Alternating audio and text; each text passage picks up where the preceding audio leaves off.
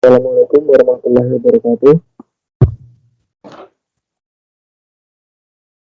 Perkenalkan, saya dan tim saya ingin mempersembahkan proposal mie kotak. Nama saya adalah Jasuma Nur Ilyas, NIM 2019 0416 0410 426. Kemudian ada teman saya Muhammad Alif 2019 0410 418. Kemudian ada Aditya Mukti Pratama NIM 2019 0410 414. Kemudian ada teman saya Ismail Abdau 2019 0410 422.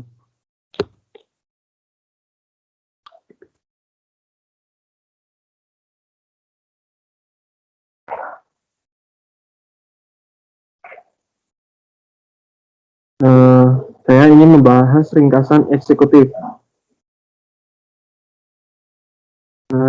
Yang pertama, bisnis kami bergerak dalam bidang manufaktur, yaitu mengelola bahan baku, mengubah tepung menjadi mie, dan kemudian kami mengolah lagi mie tersebut menjadi makanan siap saji.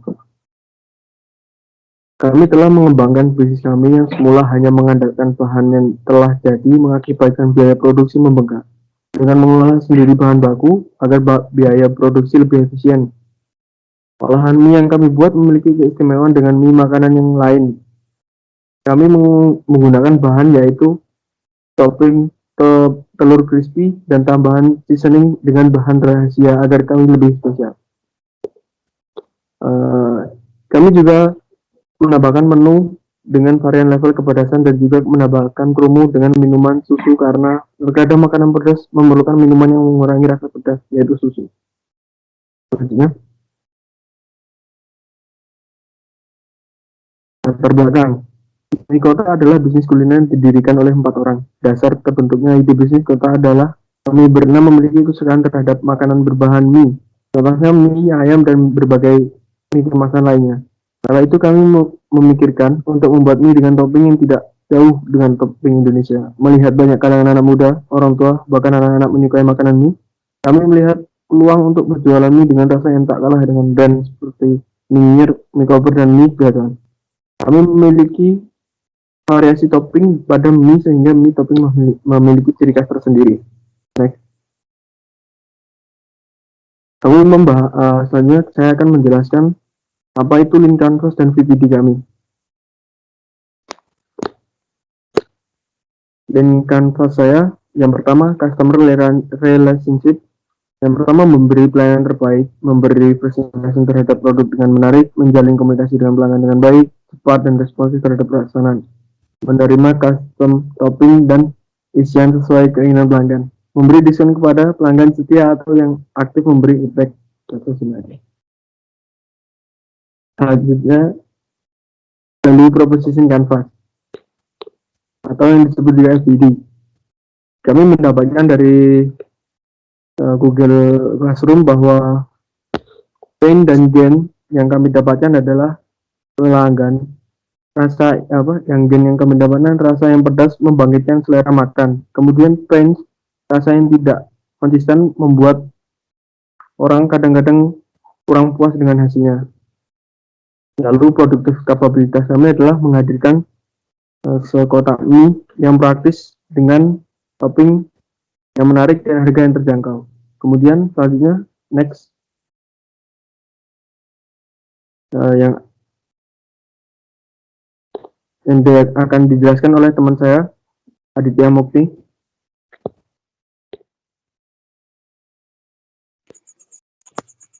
Saya akan menjelaskan tentang SWOT analisis. Sini kami memiliki strength, yaitu bahan yang digunakan adalah bahan yang alami, produk memiliki ciri khas yang berbeda dari yang lain, produk disajikan dengan cara higienis, dan lain-lain. Kemudian ada opportunities, yaitu lokasi kami strategis, tren anak muda, mayoritas masyarakat menyukai mie. Kemudian ada weakness atau kelemahan dari produk kami, yaitu produk tidak tahan lama, tidak dapat melayani customer di luar daerah untuk saat ini. Dan bisa dilihat sendiri. Kemudian ada threats atau ancaman, yaitu harga bahan baku naik, banyaknya pesaing, produk yang mudah ditiru. Ini adalah TOWS. Yang pertama itu Strange Opportunity atau SO. Kami memanfaatkan mobilitas yang dimiliki oleh market segmen kami dan menyediakan solusi berupa makanan yang disukai banyak orang dan mudah dinikmati. Kemudian ada ST atau Strange Treats, yaitu memanfaatkan keunggulan produk mie dikenal luas dengan konsep ekspres menjadi pembeda dari pesaing. Kemudian ada Weakness WO dengan produk yang punya ciri khas dan umum digemari serta menekankan pelayanan higienis dan kecepatan. Kemudian ada WT atau Weakness Treats. Pesaing merupakan hal yang wajar, kesuksesan bisnis bergantung pada kekonsistenan produk dan haruslah melakukan inovasi berkelanjutan agar dapat menyaingi produk lain. Langsung next saja ke segmenting, targeting, dan positioning. Kami menggunakan 4 metode segmentasi. Yang pertama geografik, demografik, psikografik, activity, dan behavioral. Pada metode targeting, ukuran dan potensi pertumbuhan dari segmen mahasiswa UMY sendiri terus meningkat.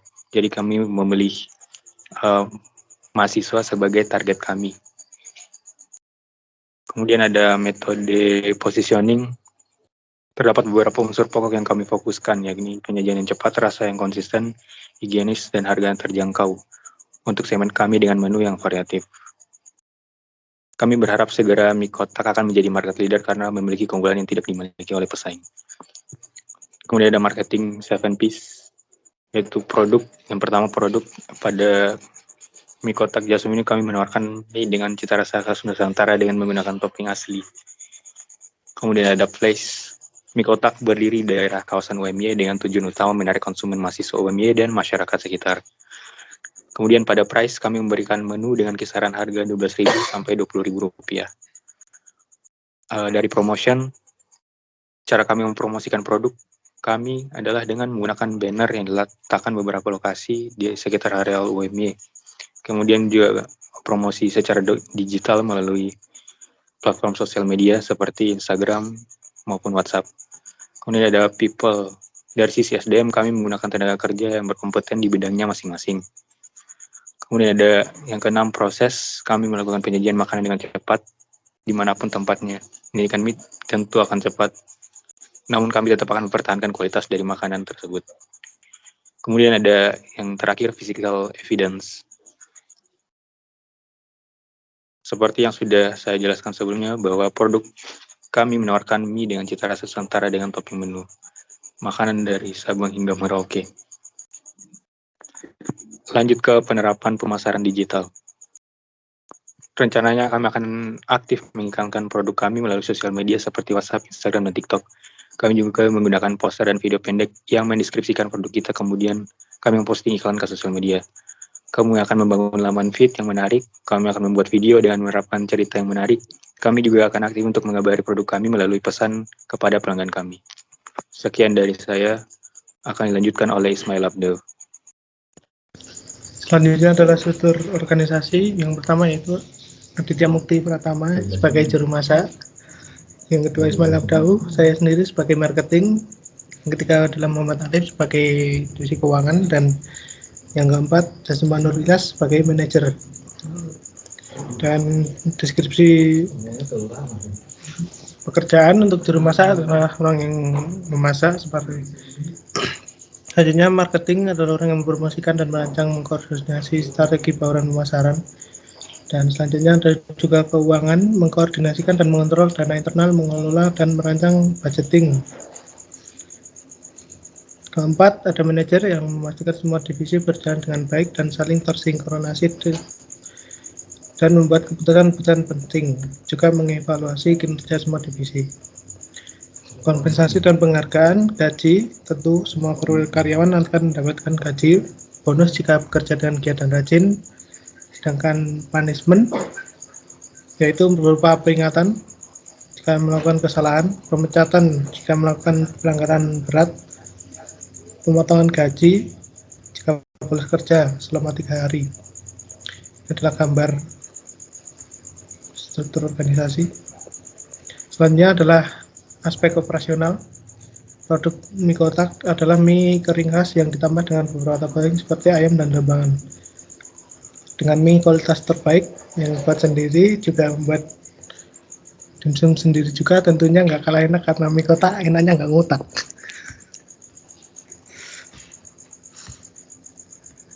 Proses produksi, pertama kita membuat adonan, kemudian membuat adonan mie, terus merebus mie, kemudian mie didinginkan dan disimpan, lanjut meracik bumbu, didiamkan sejenak, terus menyiapkan topping dan meracik mie, terakhir mengemas. Selanjutnya analisis keuangan, silahkan Mas Ali. Oke, terima kasih Mail. Saya akan menjelaskan analisis keuangan. Yang pertama, kami melakukan proyeksi dari HPP atau harga pokok penjualan. Ini berdasarkan pengalaman jualan kami di semester sebelumnya juga. HPP kami itu kami bedakan berdasarkan menunya. Ada menu standar, menu topping dimsum, menu topping telur, dan juga menu komplit. Bisa dilihat di HPP tersebut untuk margin dari menu standar itu ada 35,8%. Ini tabelnya mungkin selanjutnya ke bawah. Ke atas lagi, ke atas. Cukup ya. Nah, dari neraca untuk aset tetapnya itu kami ada 2.718.000 terdiri dari seperti gerobak, alat-alat untuk masak dan sebagainya. Kemudian total penyusutannya itu per bulan ada 45.882 dan untuk laba ruginya untuk biaya tetap itu per bulan 280.882. Lalu kami estimasikan penjualan kami itu per hari rata-rata 30 porsi dengan proyeksi pendapatannya ada 6.040 dan laba kotor 1.208.000. Dan setelah dikurangi total lain-lain, maka net profit kami di 927.000. Oleh karena itu, net profit margin atau margin laba bersih kami itu ada di angka 15,36%. Mungkin bisa digeser ke bawah untuk rincian tabelnya. Ini untuk rincian perhitungan estimasi kami. Mungkin ke bawah lagi. Next ke bawah.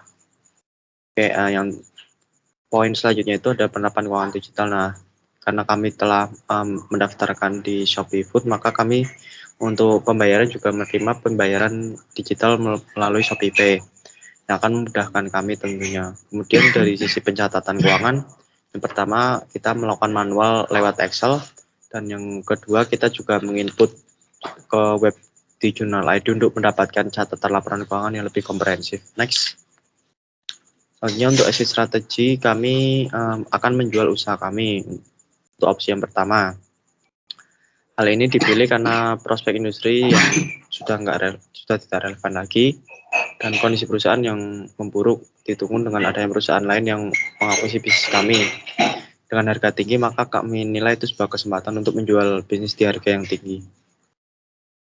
Selanjutnya untuk yang kedua yaitu likuidasi. Likuidasi ini artinya maka akan menjual aset-aset kami ketika ada hutang yang menumpuk yang tidak sudah dapat dilunasi.